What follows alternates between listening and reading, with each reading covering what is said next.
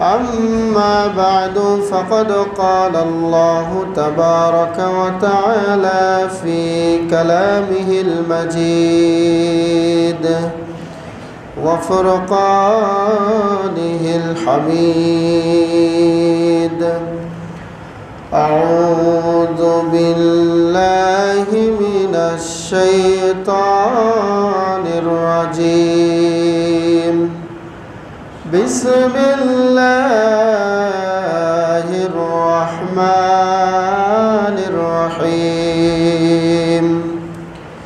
يا أيها الذين آمنوا اذكروا الله ذكرا كثيرا وسبحوه بكرة وأصيلا. سورة الأحزاب. وقال النبي الأمين صلى الله عليه وسلم: كلمتان حبيبتان إلى الرحمن ثقيلتان في الميزان خفيفتان على اللسان سبحان الله وبحمده وسبحان الله العظيم، أو كما قال عليه الصلاة والسلام. وقال النبي الأمين صلى الله عليه وسلم: أحب الكلام إلى الله أربع: سبحان الله والحمد لله ولا إله إلا الله والله أكبر. رواه البخاري، أو كما قال عليه الصلاة والسلام. وقال النبي الأمين صلى الله عليه وسلم: إن لله 99 اسما من أحصاها دخل الجنة، أو كما قال عليه الصلاة والسلام. উপস্থিত আমার সামনে সম্মানিতা দোতলায় মা ও বোনেরা এবং শ্রদ্ধাভাজন মুরব্বিয়ানে কেরাম, শুরুতেই আমরা মহান রবের দরবারে কালেমাতুশ শুকর আদায় করছি যে আল্লাহ রাব্বুল আলামিন আমাদেরকে পবিত্র জুমার দিনে তার ঘরে আসার মতো তৌফিক দান করেছেন, বলে আলহামদুলিল্লাহ। লাখো কোটি দরুদ ও সালাম নবী মুহাম্মদ রাসূলুল্লাহ সাল্লাল্লাহু আলাইহি ওয়াসাল্লামের প্রতি। সকলে পড়ি সাল্লাল্লাহু আলাইহি ওয়াসাল্লাম। বাদাল হামদে ওয়ান নাত। আজকে আমাদের খুতবার আলোচনার বিষয়বস্তু হলো আল্লাহর জিকির সম্পর্কে। যে জিকির একমাত্র আল্লাহর জন্যই হয়। দুনিয়াতে আমরা দেখি অনেকে অনেকের নামে জিকির করে, কিন্তু জিকির হবে একজনের নামে, তিনি হচ্ছেন আল্লাহ। তো আল্লাহর জিকির নিয়ে আজকে আমরা আলোচনা শুনবো ইনশাআল্লাহ। ওমা তৌফিকি ইল্লা বিল্লাহ আলাইহি তাওয়াক্কালতু ওয়া ইলাইহি উনীব। আমরা সকলেই জানি আমাদের দেহ, আমাদের বডি খাবার ছাড়া যেমন চলে না, খাদ্য ছাড়া যেমন আমাদের বডি, আমাদের দেহ অচল, ঠিক তেমনই অন্তর বা কলবের একটা খাবার আছে। আমাদের দেহে একটা কলব আছে না, এই কলবের, এই অন্তরের একটা রিজিক আছে, একটা রুজি আছে। সে রুজিটাই হলো আল্লাহর জিকির। বলেন সুবহানাল্লাহ। কেননা রাসূল সাল্লাল্লাহু আলাইহি ওয়াসাল্লাম বলেছেন, সহিহ বুখারীতে এসেছে, আলা ইন্না ফিল জাসাদি মুদগা। হে আমার সাহাবীরা শোনো, নিশ্চয়ই দেহের ভিতরে একটা রক্তপিণ্ড আছে। ইদা সলহাত সলহাল জাসাদু কুল্লু। যখন এই রক্তপিণ্ডটা শুদ্ধ থাকে, সুস্থ থাকে, সলহাল জাসাদু কুল্লু, পুরো শরীরটা সুস্থ থাকে। আর ওয়াইন ফাসাদাত ফাসাদাল জাসাদু কুল্লু। যখনই এই রক্তপিণ্ড এটা যখন অসুস্থ হয়ে যায়, নষ্ট হয়ে যায়, তখন পুরো শরীরটাই, পুরো দেহটা অচল হয়ে যায়। আল্লাহ রাসূল বললেন, আলা সাবধান, ওয়াহিয়াল কলব, ওই রক্তপিণ্ডের নাম হচ্ছে অন্তর। তাহলে অন্তর ঠিক থাকলে পুরো শরীর ঠিক। যার মন ভালো থাকে না তার কোনো কিছু ভালো লাগে? বলেন তো, কিছুই ভালো লাগে না। মন ভালো তো সব ভালো। মনে যদি তার এক্সপিরিয়েন্স ঠিক থাকে, মনের শান্তি যদি থাকে, তাহলে সে দুনিয়ার যে কোনো কাজে তৃপ্তি পাবে। এজন্যই আমি আপনাদের সামনে উপস্থাপন করতে চাচ্ছি যে বিষয়টি, সেটি হলো আল্লাহর জিকির। প্রত্যেকটা মানুষ যেমন খাদ্যের উপরে নির্ভর, ঠিক আমাদের অন্তর, আমাদের দেহের ভিতরে যে অন্তর আছে, এই অন্তরের একটা খাবার আছে, তার নাম হচ্ছে জিকির। সুবহানাল্লাহ। এখন হৃদয়ের প্রশান্তির জন্য, অন্তরের প্রশান্তির জন্য আল্লাহ রাব্বুল আলামিন তার জিকির করতে বলেছেন। শুধুমাত্র এই জিকিরের কিছু শব্দ বা জিকিরের করার জন্য কিছু বাক্য আমাদেরকে শিক্ষা দিয়েছেন, এবং এই জিকির কখনো কখনো আমরা তার নাম ধরে করি, কারণ মানুষের কল, মানুষের অন্তর এমন গুরুত্বপূর্ণ একটা বস্তু, অন্তরকে ঠিক রাখার জন্য আল্লাহর জিকিরের কোনো বিকল্প নাই। এই জন্য মহান আল্লাহ রাব্বুল আলামিন কোরআনুল কারীমের পরতে পরতে বিভিন্ন জায়গায় তাকে স্মরণ করা বা তার জিকিরের কথা তিনি উল্লেখ করেছেন। বলি সুবহানাল্লাহ। আমি যে আয়াত দিয়ে খুতবা শুরু করেছিলাম, সূরা আল আহজাবের 41 এবং 42 নম্বর আয়াতে আল্লাহ রাব্বুল আলামিন কি বলেছেন? আল্লাহ রাব্বুল আলামিন বলেছেন, আউযু বিল্লাহি মিনাশ শাইতানির রাজীম, বিসমিল্লাহির রহমানির রহিম, ইয়া আইয়ুহাল্লাযীনা আমানু যকুরুল্লাহা যিকরান কাসীরা ওয়াসাব্বিহুহু বুকরাতাও ওয়া আসীলা। আল্লাহ রাব্বুল আলামিন বললেন, ও হে ঈমানদারেরা, তোমরা আল্লাহকে জিকির করো, অর্থাৎ আল্লাহকে স্মরণ করো বেশি বেশি করে। আল্লাহকে বেশি বেশি করে স্মরণ করো। এটা কে বলেছেন? আল্লাহ। আল্লাহ নিজের কথাই বলেছেন, তোমরা আল্লাহকে বেশি বেশি করে স্মরণ করো। এরপরে পরের আয়াতে আল্লাহ বলেছেন, ওয়াসাব্বিহুহু, এবং তার তাসবিহ বর্ণনা করো, তার পবিত্রতা বর্ণনা করো, বুকরাতাও ওয়া আসীলা। বুকরাতান মানে সকালে, ওয়া আসীলা মানে সন্ধ্যায়। সকাল সন্ধ্যায় তার পবিত্রতা বর্ণনা করো, এবং তোমরা বেশি বেশি করে আল্লাহকে স্মরণ করো। কার কথা? আল্লাহর কথা। তাহলে আমরা দেখতে পাচ্ছি এভাবে বিভিন্ন আয়াতে এই কথা যে আমাকে স্মরণ করো, আল্লাহ অনেকবারই বলেছেন, হে আমার ঈমানদারেরা, হে আমার গোলামেরা, তোমরা আমাকে স্মরণ করো, আমাকে জিকির করো, আমাকে বেশি বেশি করে স্মরণ করো, আমাকে জিকির করো। এই কথা আল্লাহ পাক কোরআনে বহুবার বলেছেন। ঠিক তেমনইভাবে বিশ্বনবী হাদিসে নববীতে তিনি সাহাবীদেরকে অনেক সময় নসিহত করতে গিয়ে বলতেন যে, আলাইকুম বিজিক্রিল্লাহ, হে আমার সাহাবীরা, তোমরা বেশি বেশি করে জিকির করো। তাহলে আল্লাহ কোরআনে বারবার বলছেন জিকির করো। আল্লাহ রাসূল ও সাহাবীদেরকে অনেক সময় নসিহতের সময় এই কথা বলতেন যে তোমরা আল্লাহর জিকির করো, মজবুত করে ধরো আল্লাহর জিকিরকে। এরকম সহিহ বুখারীতে একটা ঘটনা এসেছে, একজন সাহাবী এসে বলল, ইয়া রাসূলুল্লাহ, ইন্না শারাইয়াল ইসলামে কদ কাসুরা, নিশ্চয় ইসলামের বিধিবিধান অনেক বেশি, ইসলামের হুকুম আহকাম অনেক আমার কাছে মনে হয়। তো ফাআখবিরনি বিশাইইন আতালাব্বাসু বিহি, আমাকে এমন কিছু শিক্ষা দিন যেটা দিয়ে আমি ইসলামের সমস্ত বিধিবিধান এক কবজায় নিতে পারবো, অল্পতেই যেন সবগুলো আমি পালন করতে পারি। বলেন সুবহানাল্লাহ। দেখেছেন সাহাবীদের আমল করার কি আগ্রহ ছিল।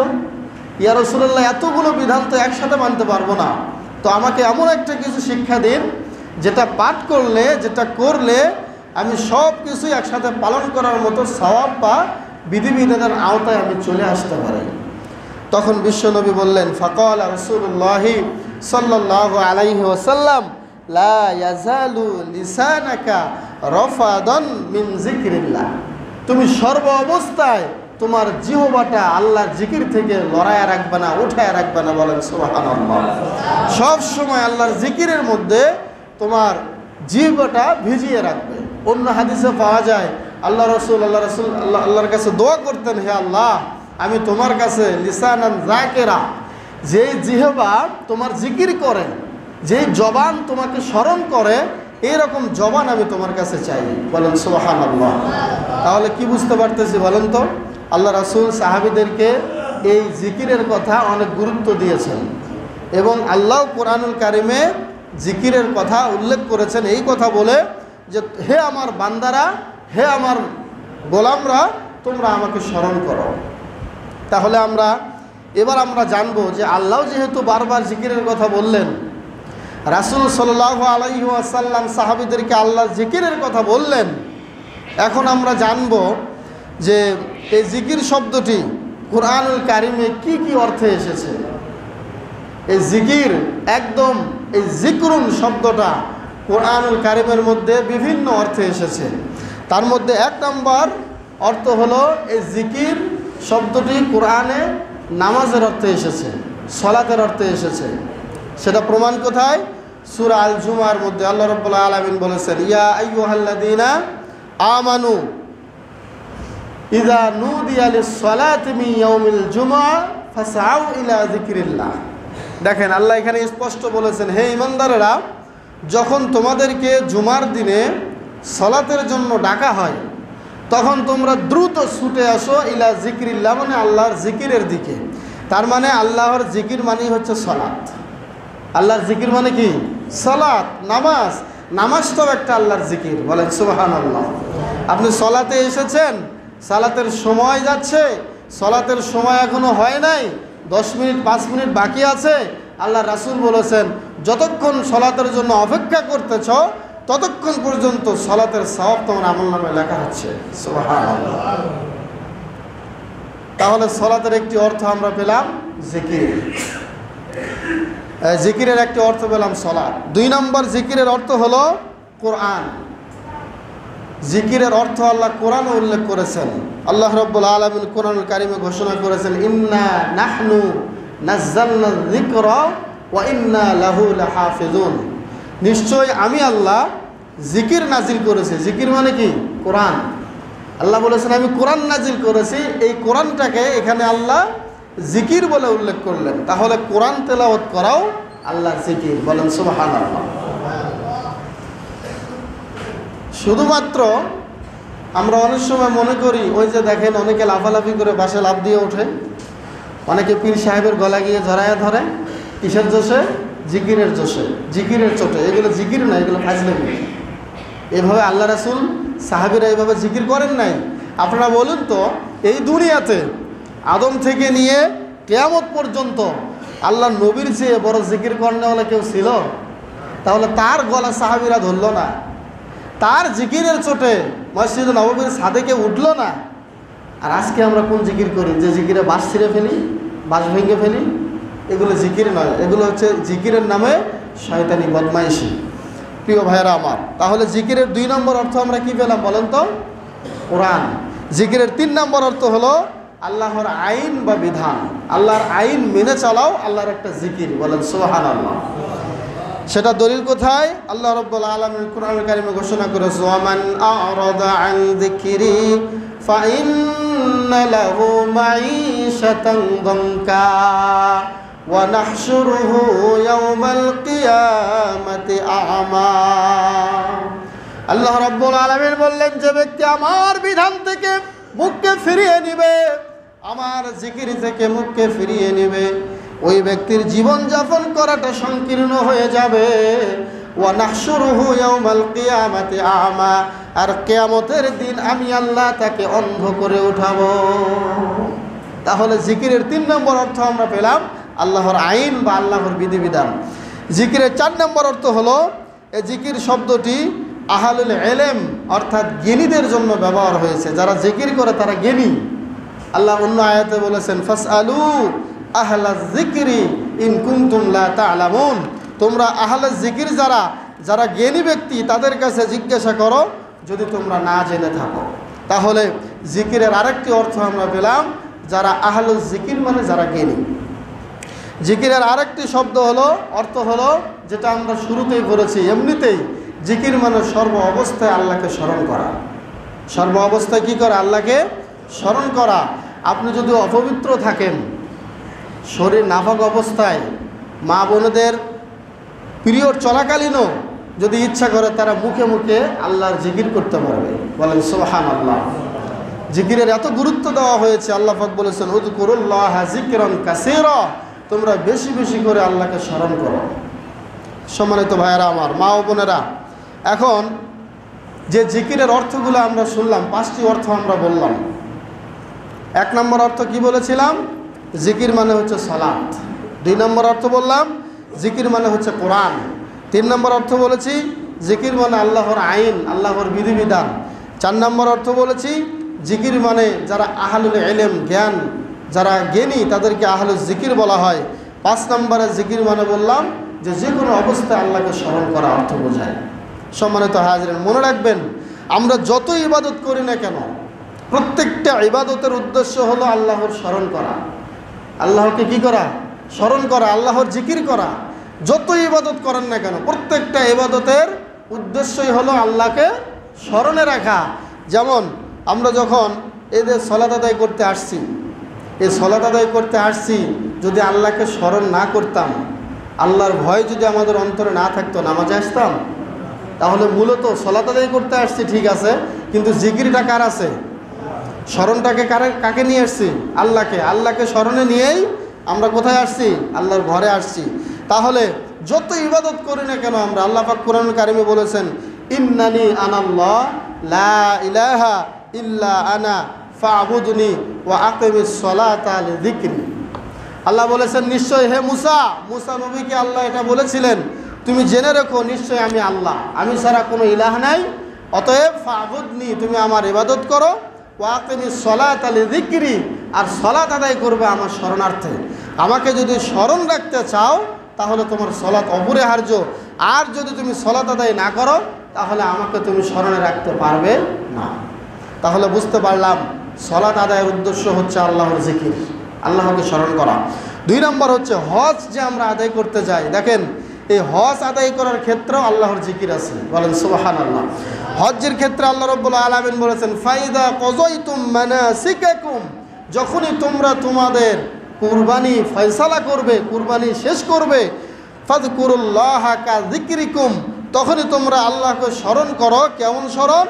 আবাআকুম আও আশাদ্দা যিকরা, যেমনভাবে তোমরা তোমাদের পিতামাতাকে স্মরণ করো, মা বাবাকে স্মরণ করো, ঠিক তেমনই তোমরা আল্লাহকে স্মরণ করো, বলেন সুবহানাল্লাহ। যখন আমরা কুরবানি শেষ করি, কুরবানি শেষ করে যখন গোশত দিয়ে আমরা খাবার খাই, তখন অন্তরে আপনার দেহের ভিতরে যখন জিভ দিয়ে যখন গোশতের টুকরা খান, তখন আল্লাহর কথা স্মরণে আসে কি আসে না? আল্লাহ কত নিয়ামত দিয়েছেন। অনেক মানুষ দেখবেন এই কুরবানির গোশত খেতে পারে না, কিন্তু অন্য সময় গোশত, গরুর গোশত তারা খেতে পারে না, কিন্তু কুরবানির গোশত খেলে কোনো অসুবিধে হয় না, বলেন সুবহানাল্লাহ। আল্লাহর খাস রহমত এরকম হয়। সম্মানিত উপস্থিতি, তাহলে জিকির আমরা আল্লাহ রাব্বুল আলামিনের জন্য করব। আর প্রত্যেকটা ইবাদতের ক্ষেত্রে জিকির আছে, যেটা আমি বলছিলাম। এমনকি সিয়াম পালন যে আমরা করলাম, রমজানের সিয়াম, সেখানেও আল্লাহ যে একটা কথা বলেছিলেন, তোমাদের উপরে সিয়াম ফরজ করেছি, তোমাদের পূর্বে যারা ছিল তাদের উপরে সিয়াম ফরজ করেছি। কেন? লাআল্লাকুম তাত্তাকুন, যাতে করে তোমরা মুত্তাকি হতে পারো, আল্লাহওয়ালা হতে পারো, আল্লাহর ভয় অর্জন করতে পারো। তাহলে এবার আপনারা বলুন যে আল্লাহর ভয় অর্জন করবে সে কি আল্লাহর স্মরণ ছাড়া, আল্লাহর জিকির ছাড়া আল্লাহর ভয় অর্জন করতে পারবে? পারবে না। সম্মানিত হাজিরিন, তাহলে আমরা বুঝতে পারলাম আমরা যত ইবাদতই করি না কেন আল্লাহর জিকির অপরিহার্য। প্রত্যেকটা ইবাদতের পেছনেই উদ্দেশ্য হলো আল্লাহর জিকির। এবার আসুন, এবার আমরা জানব যে আমরা যে আল্লাহকে জিকির করব, আল্লাহর জিকির করে আমাদের লাভ কী? আল্লাহর জিকির করে আমাদের লাভ কি, ফায়দা কি, এটাও আমাদের জানা দরকার। এর অনেক ফজিলত আছে। আল্লাহ রাব্বুল আলামিন যে আমাদেরকে জিকিরের কথা বলেছেন, 1 নম্বর ফায়দা হলো কেউ যদি চায় যে আল্লাহর সাথে আমার রিলেশনটা গভীর হোক, তাহলে জিকিরের বিকল্প নেই, বলেন সুবহানাল্লাহ। আল্লাহর সাথে আমার সম্পর্কটা সুগভীর হোক, অনেক মজবুত হোক, আমি যা বলবো আল্লাহ তাই শুনবেন, তাহলে তার জন্য জিকির প্রয়োজন। মুসনাদ আহমদের মধ্যে হাদিস এসেছে। এরপরে 2 নম্বর ফায়দা হলো জিকির করলে নিয়ামতকে আল্লাহ রাব্বুল আলামিন আরও বৃদ্ধি করে দেন, বলেন সুবহানাল্লাহ। আল্লাহ আপনাকে যে নিয়ামত দিয়েছেন, আপনি যদি জিকির করেন তাহলে আপনার নিয়ামত, আপনার এই ধনভাণ্ডার বা আপনার সম্পত্তি আরও বৃদ্ধি করে দেবেন কে? আল্লাহ।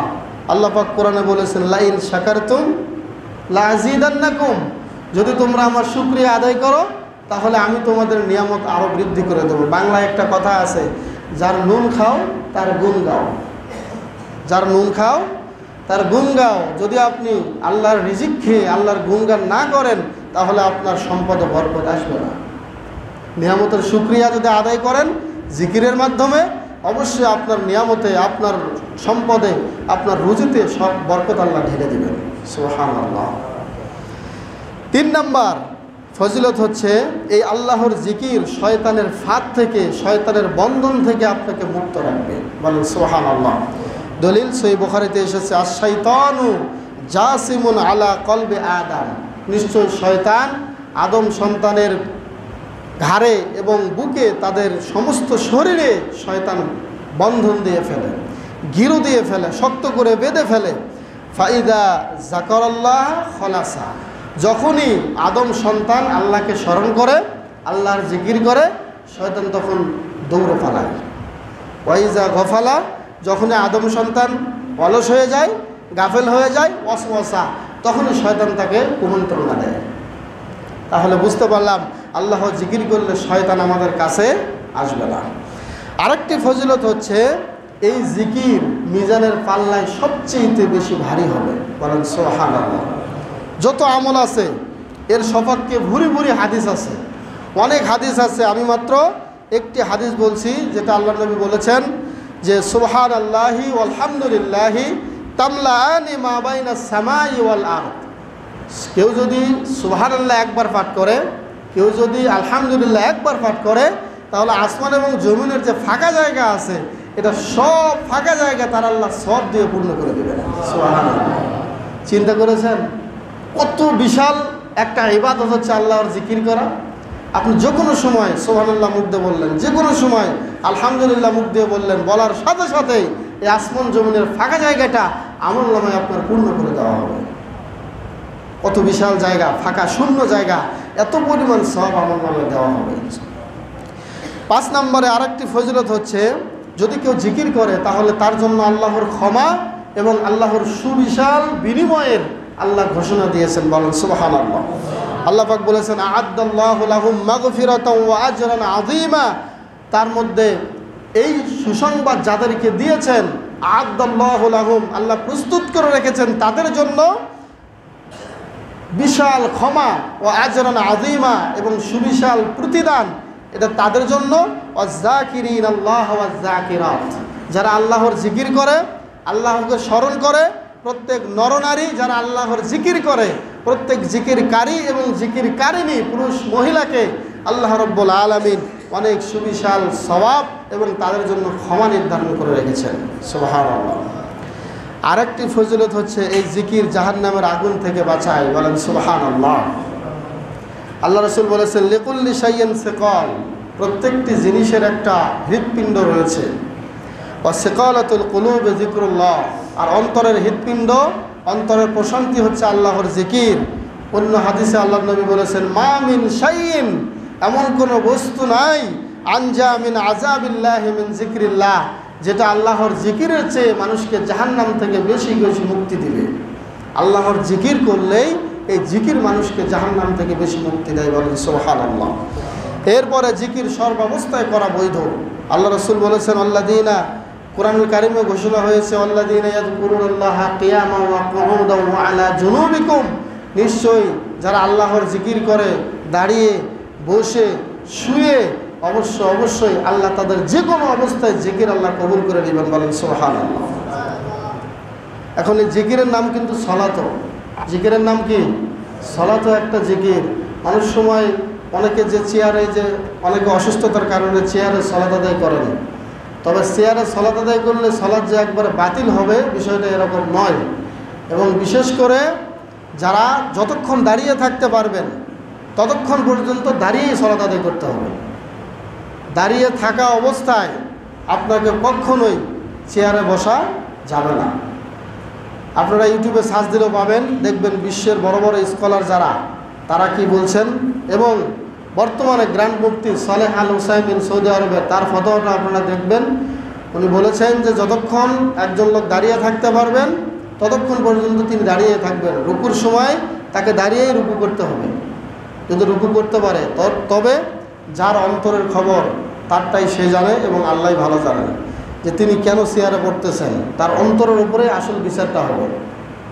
আমি আপনি যাই বলি না কেন, যিনি চেয়ারে নামাজ পড়বেন বা যিনি চেয়ারে নামাজ আদায় করতেছেন, আমরা যত কিছুই বলি, অথবা তিনি যে সলাত আদায় করতেছেন তিনি কতখানি মাজুর চেয়ারে আদায় করার জন্য, তার অন্তরের খবর কে জানে? আল্লাহ জানে। স্পষ্ট কথা হলো, দাঁড়িয়ে সলাত আদায় করতে পারবো না, জিকির করতে পারবো না, বসে করব, বসে করতে পারবো না, শুয়ে করব। কিন্তু চেয়ারটা থেকে আমাদেরকে কী করার দরকার? দূরে থাকাই ভালো। এখানে সলাতের শারীরে অনেক বিঘ্নতা ঘটে। তো আল্লাহ পাক আমাদেরকে সঠিক বুঝদান করুক, সকলে বলে আমিন। এরপরে আল্লাহর জিকির করলে, আল্লাহকে যদি আমরা জিকির করি, দেখেন তাহলে আল্লাহ আমাদের জিকির করেন। বলেন সুবহানাল্লাহ। কত চমৎকার একটা হাদিস। রাসূল সাল্লাল্লাহু আলাইহি ওয়াসাল্লাম কোরআনুল কারিমেও আল্লাহ বলেছেন, ফাযকুরুনি আযকুরুকুম, তোমরা আমাকে জিকির করো, আমাকে স্মরণ করো, আমিও তোমাদেরকে স্মরণ করব। সুবহানাল্লাহ। এবং সহিহ বুখারীতে এসেছে, বিশ্বনবী বলেছেন হাদিসে কুদসি, আল্লাহ বলেছেন, ফাইন যাকারনি ফি নাফসি, কোনো বান্দা যদি আমাকে একা একা স্মরণ করে, যাকারতুহু ফি নাফসি, আমি আল্লাহ তাকে একা একা অন্তরে স্মরণ করি। সুবহানাল্লাহ।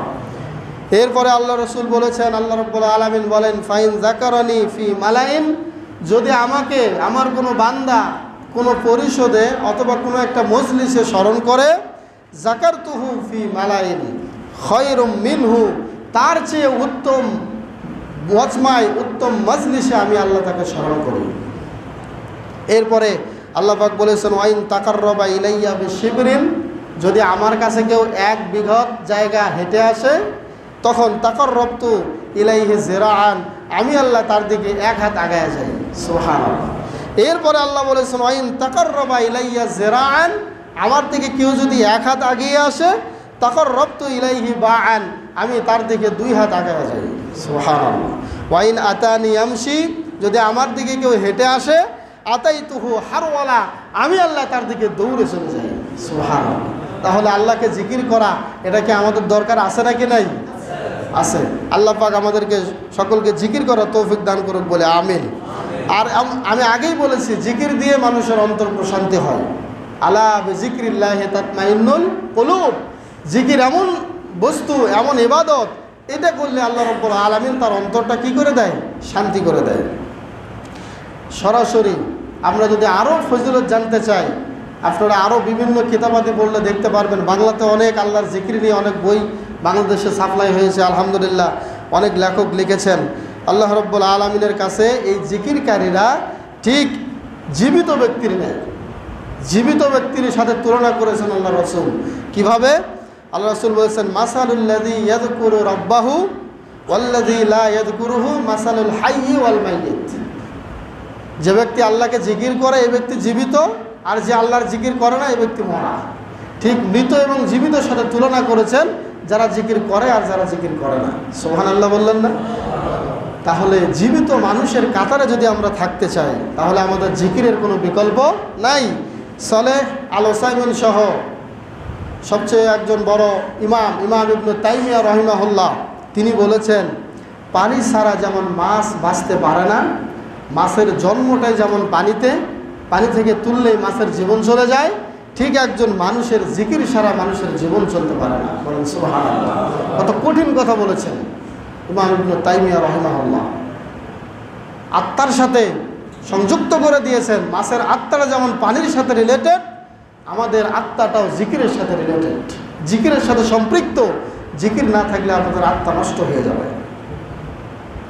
আরও কত ফজিলতের কথা। এখন আমরা আসি, জিকিরে অনেক ফজিলত শুনলাম, এবার আমরা জানবো যে জিকিরের পদ্ধতি কী, কীভাবে জিকির করব, এটা আমাদের জানার দরকার আছে না নেই? আছে। কিভাবে জিকির করব? জিকিরের কথা আমরা আগেই বলেছি, দাঁড়িয়ে, শুয়ে, বসে, যে কোনো ইচ্ছায় করা যায়।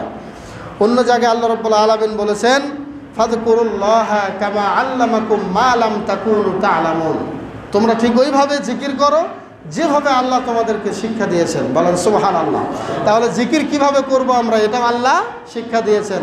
এটা পাবো আমরা কোথায়? সূরা আল আরাফের 205 নম্বর আয়াত খুললে পেয়ে যাবেন কিভাবে আল্লাহর জিকির করতে হবে। বলেন সুবহানাল্লাহ। আল্লাহ রাব্বুল আলামিন বলেছেন,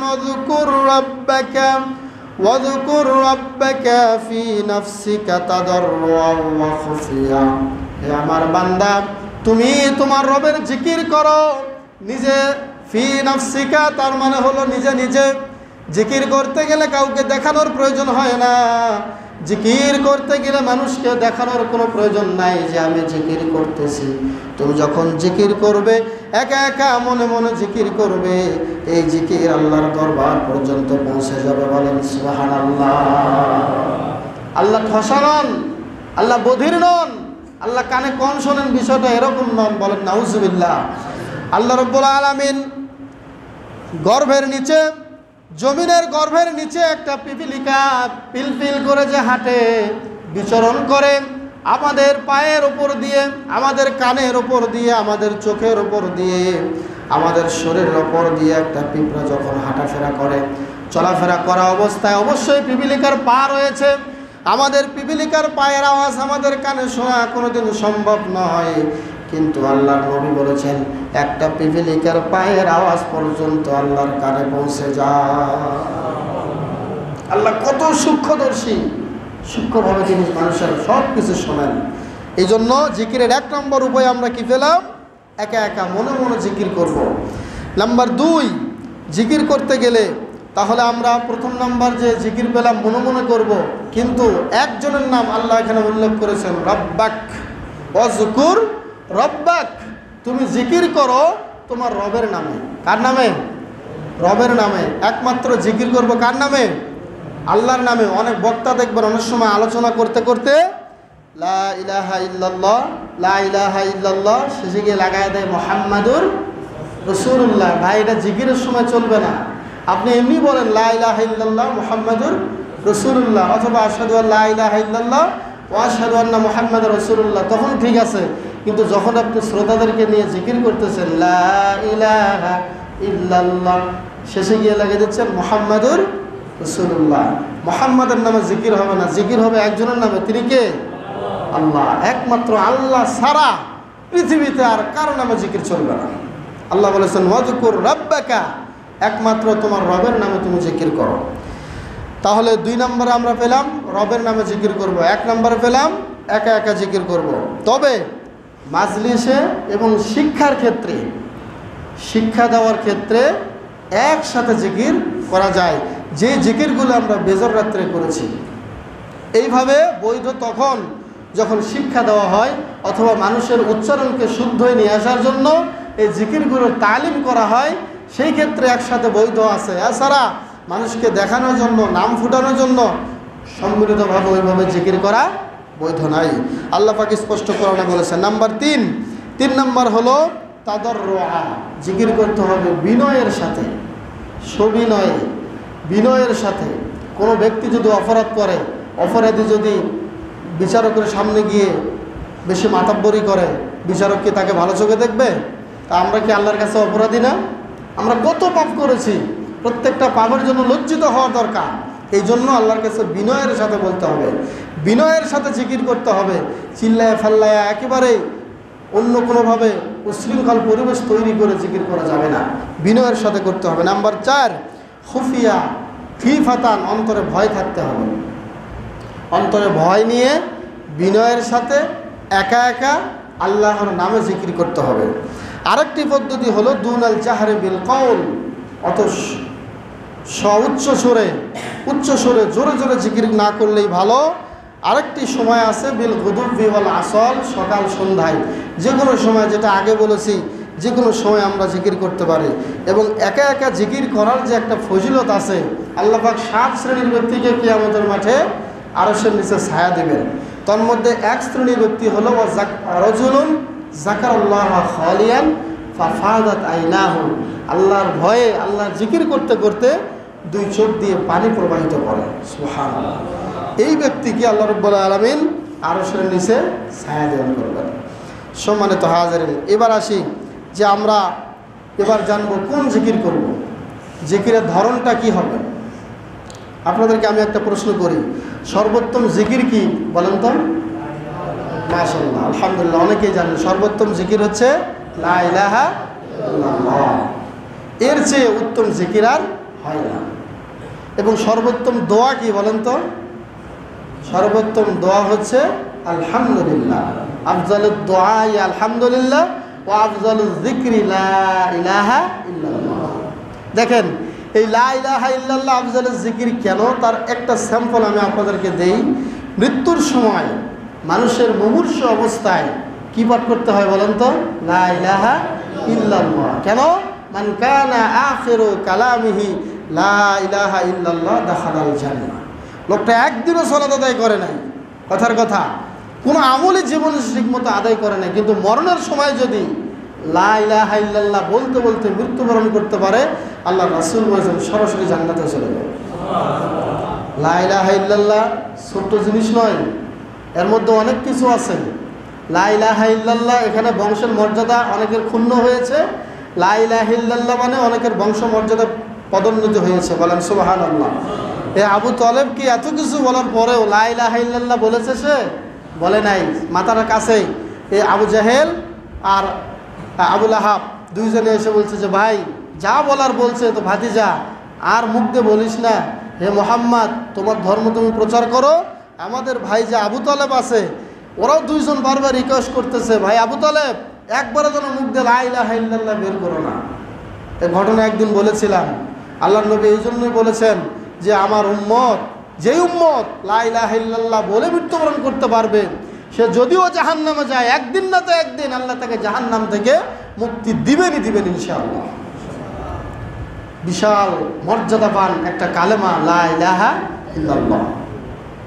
এই জন্য আল্লাহ রাসূল হাদিসে ওইভাবেই বলেছেন আফজালুজ যিকরি লা ইলাহা ইল্লাল্লাহ। মুস্তাদরাকে হাকিমে একটা ঘটনা এসেছে, মূসা আলাইহিস সালাতু ওয়াস সালাম আল্লাহকে বললেন যে আল্লাহ আমাকে এমন কিছু শিক্ষা দেন যেই শিক্ষাটা পেলে আযকুরুকা, আমি আপনাকে জিকির করব, ওই কালেমা দিয়ে ওই বাক্য দিয়ে আপনাকে জিকির করব, ওয়া আদউকা বিহি, এবং ওইটা দিয়ে আমি তোমার কাছে দোয়া করব। তখন আল্লাহ রাব্বুল আলামিন বললেন ইয়া মূসা, হে মূসা কুল লা ইলাহা ইল্লাল্লাহ, তুমি একবার বলো লা ইলাহা ইল্লাল্লাহ, এর চেয়ে বড় জিকির আর বড় দোয়া আমার কাছে হয় না। মূসা আলাইহিস সালাতু ওয়াস সালাম বললেন ইয়া রব্বি, হে আমার রব, কুল্লু ইবাদিন ইয়াকুলু হাদা, প্রত্যেকটা গোলামই তো এটা বলে লা ইলাহা ইল্লাল্লাহ, আবার কে জানে না? সবাই তো জানে লা ইলাহা ইল্লাল্লাহ সর্বোত্তম জিকির। অতএব আমি এমন একটা কালেমা চাচ্ছিলাম আল্লাহ, ইন্নী উরিদু শাইয়ান তাখুসুনি বিহি, হে আল্লাহ যেটা আমার জন্য খাস, আমি খাস একটা জিকির চাচ্ছিলাম, খাস একটা দোয়া চাচ্ছিলাম, খাস একটা কালেমা আমি চাচ্ছিলাম, যেই কালেমাটা শুধুমাত্র আমি জানবো আর কেউ জানবে না।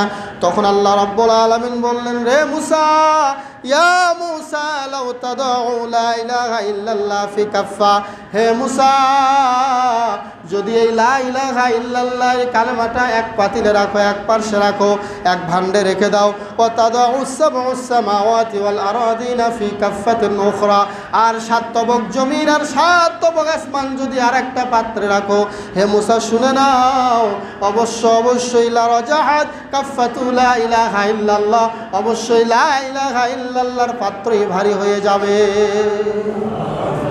7 আসমান 7 জমিন এক পাল্লায় আর লা ইলাহা ইল্লাল্লাহ এক পাল্লায় দিলেই এই পাল্লা ভারী হয়ে যাবে। সুবহানাল্লাহ। অতএব হে মূসা এই জিকির তুমি ছোট মনে করিও না, এর যে সর্বোত্তম জিকির আর হয় না। সুবহানাল্লাহ। তাহলে আল্লাহর কাছ থেকেও আমরা পেলাম সর্বোত্তম জিকির কি? লা ইলাহা ইল্লাল্লাহ। প্রিয় ভাইয়েরা আমার, মা ও বোনেরা, তাহলে আমরা বুঝতে পারলাম এটা সাধারণ কোনো জিকির নয়, আর এই জিকিরটাকে কোনো কাটাকাটি কোনো ছাটছুট করা যাবে না। অনেকে বলে আল্লাহ আল্লাহ আল্লাহ আল্লাহ, এটা কোনো জিকির নয়। জিকির পুরোটাই হতে হবে লা ইলাহা ইল্লাল্লাহ। আচ্ছা বলুন, আমি যদি আপনাকে ডাকি যে হে আব্দুল সত্তার ভাই, আব্দুল সত্তার, আব্দুল সত্তার, আব্দুল সত্তার, আব্দুল সত্তার, আপনার মেজাজ খারাপ হবে না? আরে কেন বারবার ডাকতেছো, কি বলতেছো বলো? আপনি এটা বলতেছেন, আমি তারপরও বলতেছি আব্দুল সত্তার, আব্দুল সত্তার, আব্দুল সত্তার, আব্দুল সত্তার, এটা কি কোনো সিস্টেম হলো? আপনি তো একটা কিছু বলে তার কাছে বলবেন যে হে আব্দুল সত্তার ভাই আপনি আমাকে এটা দিন, আমি এটা চাই। এটা না বলে শুধু তার নামে জিকির করতেছেন। তার নামে জিকির করতে গেলে আগে পিছিয়ে এটা থাকতে হবে লা ইলাহা ইল্লাল্লাহ। হাদিসে এসেছে আল্লাহর নবী দিনে 100 বারের বেশিও আস্তাগফিরুল্লাহ বলতেন। আস্তাগফিরুল্লাহ একটা জিকির, তাহলে ওখানে শুধু আল্লাহ আছে নাকি আস্তাগফিরুল্লাহ আছে?